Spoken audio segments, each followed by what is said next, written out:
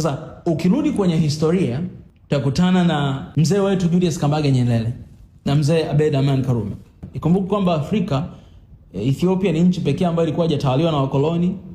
Ghana ikapata uhuru wake, nchi ya kwanza Afrika, mwaka 1957. Baadaye Tanzania ikaja kupata uhuru wake pia mwaka 1961.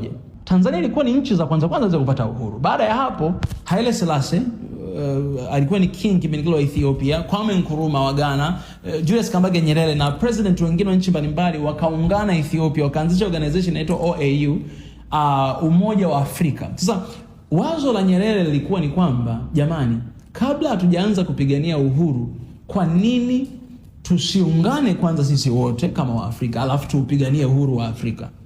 Watu walikataa, wengine wakakataa, wakasema hatuhitaji. Wengine wakasema no, nadhani tupiganie kwanza uhuru wa nchi zetu halafu tutaupigania umoja wa Afrika. Kwa hiyo ilikuwa mawazo mbalimbali.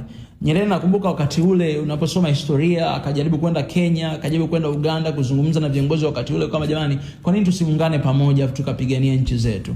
Lakini hakuna mtu ambaye alionyesha nia kufanya hivyo. Ndipo Nyerere sasa akaenda Zanzibar, akaongea sasa kipindi Tanganyika na Zanzibar, kuzungumza kwamba okay, kwa nini umoja ukatokea, of course, kati ya Tanganyika na Zanzibar, leo tuna Tanzania. Sasa baada ya Tanganyika kupata uhuru mwaka 1961, kuna mataifa mengi ya Afrika yalikuwa baada hajapata uhuru. Sasa Tanzania ilikuwa ni sehemu ya makimbilio ya haya mataifa mengine kupigania uhuru wao. Sasa nitakusomea nchi baadhi. Zimbabwe wamesaidiwa na Tanzania, Mozambique wamesaidiwa na Tanzania, Angola wamesaidiwa na Tanzania, Namibia wamesaidiwa na Tanzania, South West Africa wamesaidiwa na Tanzania, South Africa wamesaidiwa na Tanzania, Malawi na Zambia.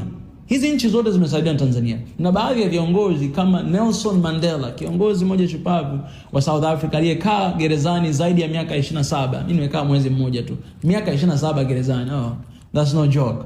Huyu mtu alipewa hadi documents akaja Tanzania kukaa. Na mpaka leo una South Africa wengi sana, maeneo ya southern part of Tanzania, Kongoni na wherever. Anyways, lakini akaja kukaa hapa. Ilikuwa Tanzania ilikuwa ni sehemu ya makimbilio. Kuna maeneo yanaitwa Frelimo. Hapa hivyo vyama vyao vya siasa makao yake makuu walihamishia Tanzania kwa sababu kulikuwa kuna amani. Kwa hiyo wakasema ngoja makao yetu. Nyerere alikuwa amewakaribisha kwamba watu wapiganie uhuru kutoka Tanzania kupigania nchi zao. Na guess what? Nchi zao zilipata uhuru. Kwa hiyo sasa Tanzania ikasimama katika nafasi ambayo imekuwa ni makimbilio ya hizi nchi ambazo zinatafuta uhuru. Watu wamekuja Tanzania kutafuta uhuru wao, wamekaa vizuri, wamepata uhuru wao.